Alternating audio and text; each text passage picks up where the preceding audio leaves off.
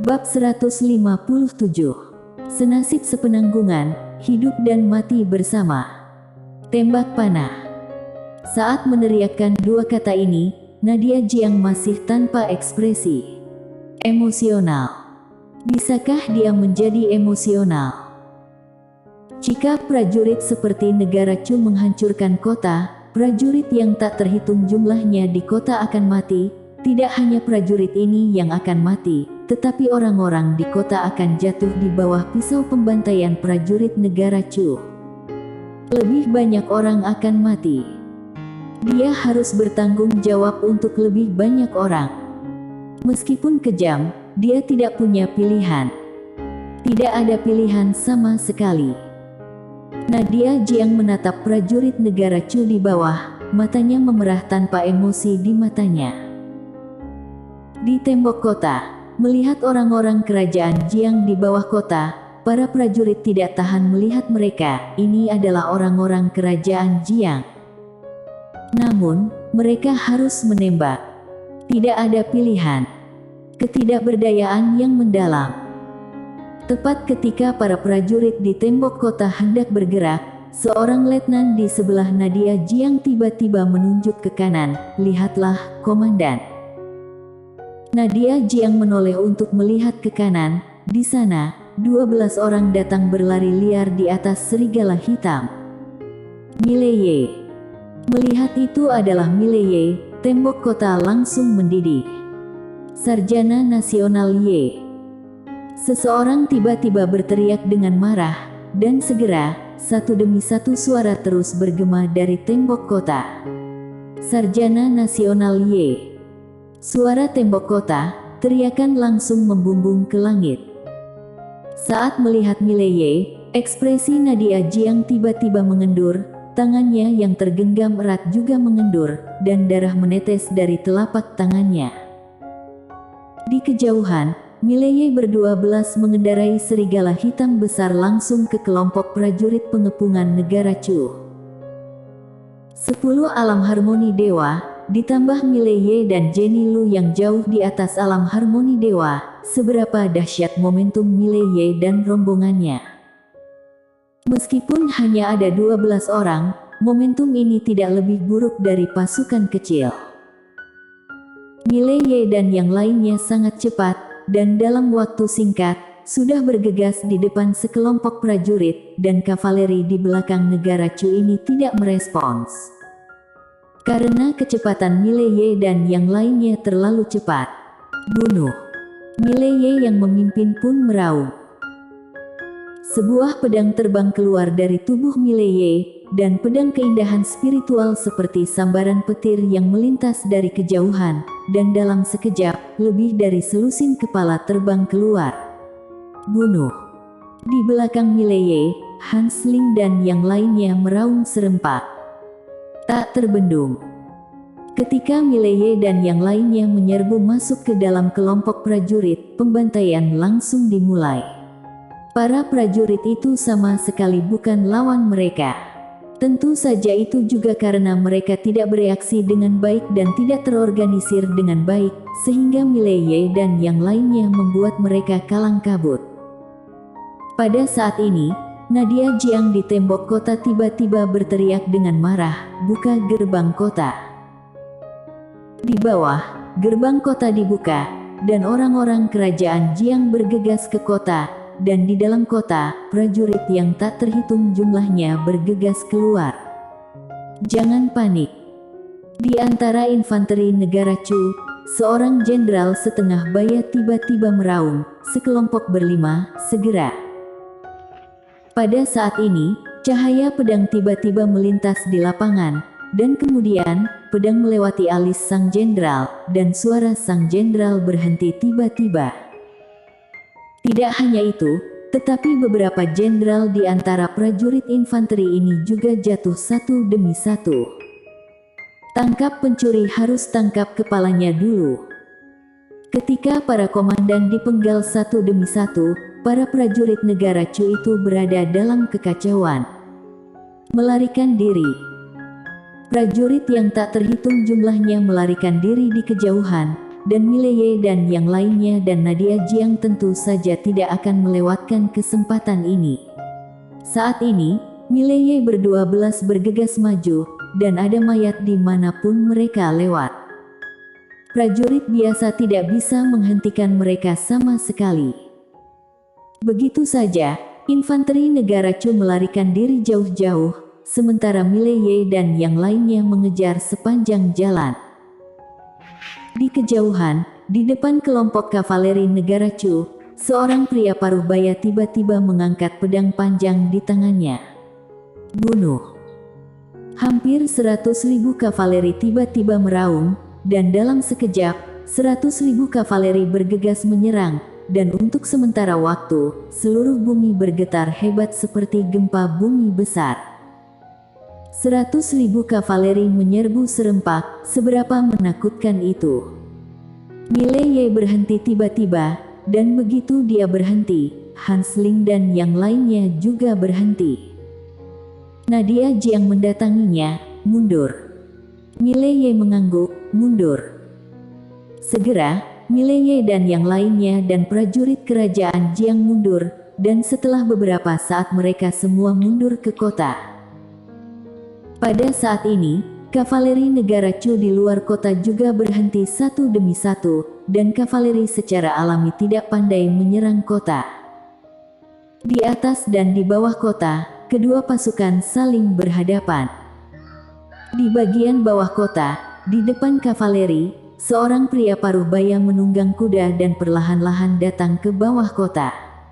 Dia menatap Mileye di tembok kota, apakah yang mulia sarjana nasional Ye kerajaan Jiang? Di samping Mileye, Nadia Jiang berkata dengan lembut, orang ini adalah Billy Xiao, komandan kavaleri negara Chu, puncak alam harmoni dewa. Mileye sedikit mengangguk, dia menghadap ke bawah, ada saran apa? Billy Xiao berkata dengan suara rendah, aku sudah lama mendengar bahwa yang mulia adalah jenius dari monster paling super kerajaan Jiang sejak Ladia An.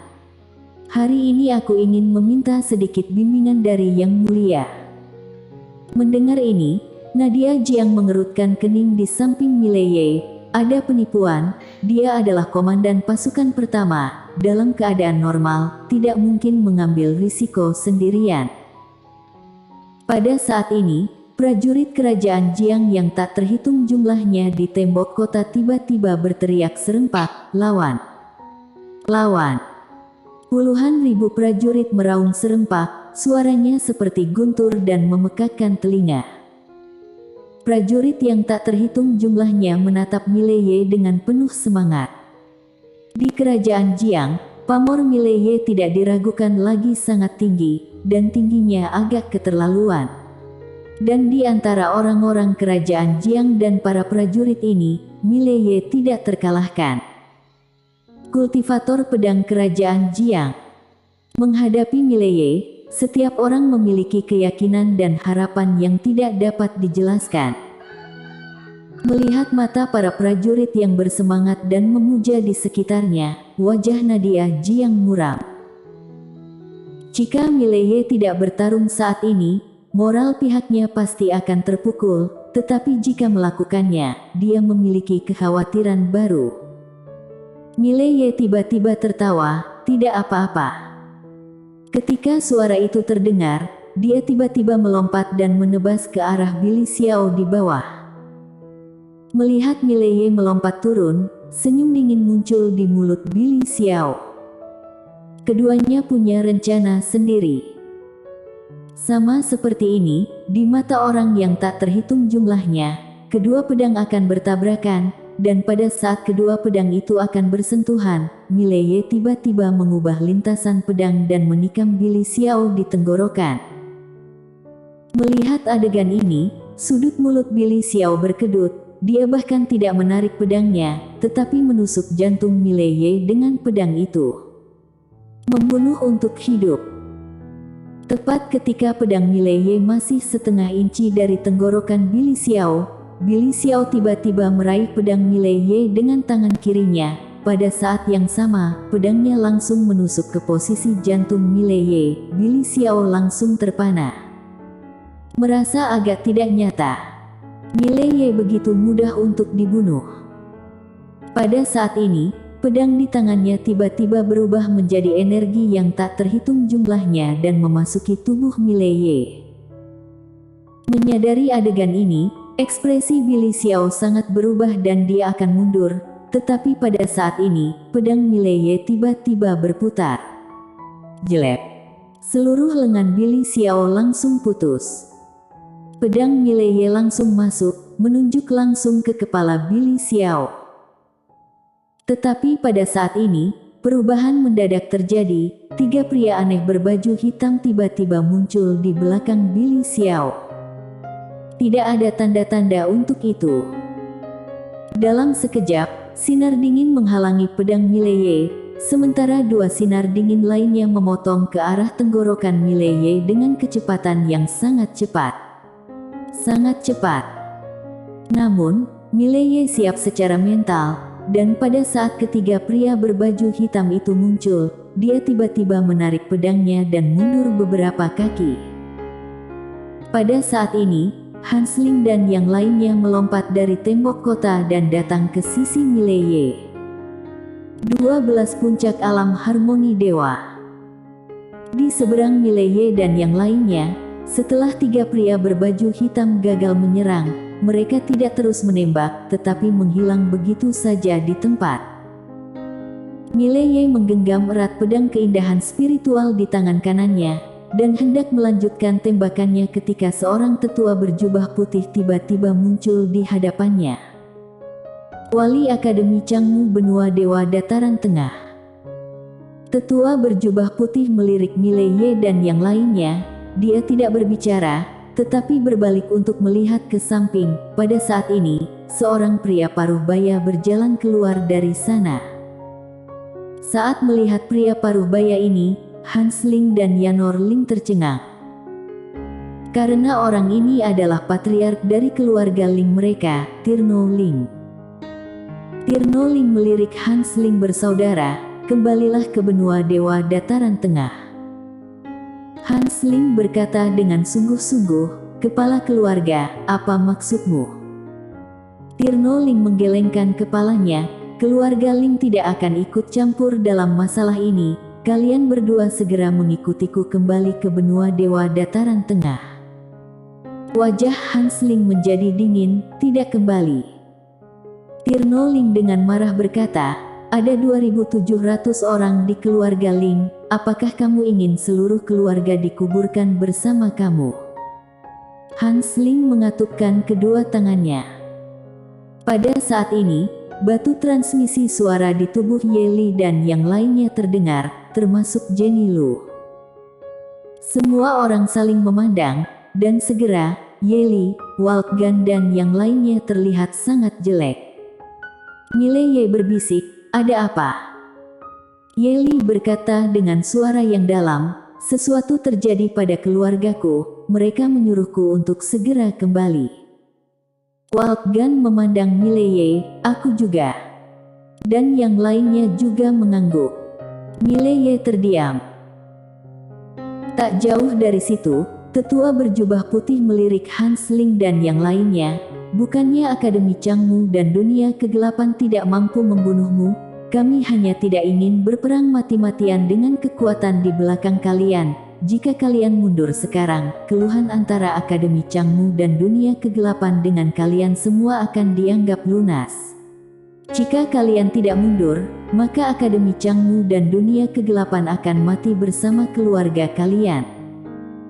Mendengar ini, ekspresi Yeli dan yang lainnya terlihat sangat jelek. Keluarga orang-orang ini kalau digabungkan tidak lemah, terutama keluarga Lu, yang masih merupakan keluarga kaya di dunia, tetapi keluarga mereka tidak akan pernah membiarkan mereka mati bersama Akademi Changmu dan dunia kegelapan demi Mileye. Tidak layak. Di lapangan, batu transmisi suara di lengan Yeli dan yang lainnya terus berdering. Di samping tetua berjubah putih, Tirno Ling tiba-tiba menghela nafas dengan suara rendah. Kamu menghargai teman baikmu, tetapi bagaimana dengan keluargamu? Bahkan jika kamu tidak menghargai keluargamu, bagaimana dengan orang tuamu? Mereka melahirkanmu dan membesarkanmu, apa kamu tidak menghargainya?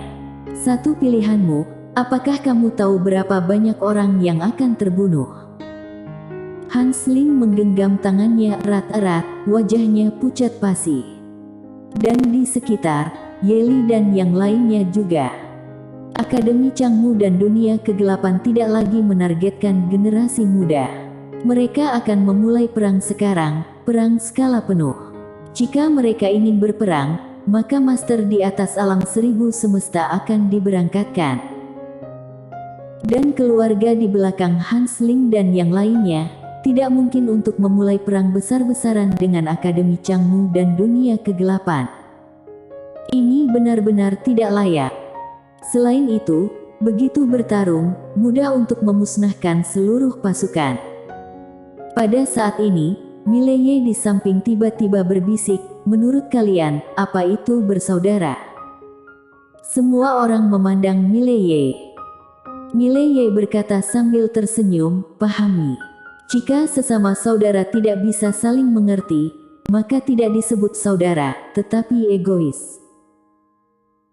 Mengatakan itu, dia menoleh ke Hansling dan yang lainnya satu persatu. Sekarang, sebagai kakak, aku memerintahkan kalian untuk segera kembali ke keluarga kalian masing-masing, dan kemudian menunggu aku di benua Dewa Dataran Tengah sampai aku datang kepada kamu.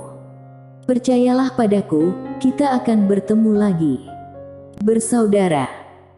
Menurut Mileye, selain berbagi suka dan duka, hidup dan mati bersama, saudara juga harus saling memahami. Memahami. Jika tidak dapat memahami satu sama lain, itu egois. Ini seperti meminta saudara untuk meminjam uang. Saudara itu sendiri tidak dapat menyelesaikan masalah dia sendiri, tetapi kamu masih ingin meminjam uang darinya. Apakah ini yang disebut saudara? Tidak. Ini adalah keegoisan. Itu adalah keegoisan untuk bertindak atas nama saudara. Dia, Mileye, adalah orang yang egois, tetapi dia tidak akan pernah egois untuk dirinya sendiri. Bersambung.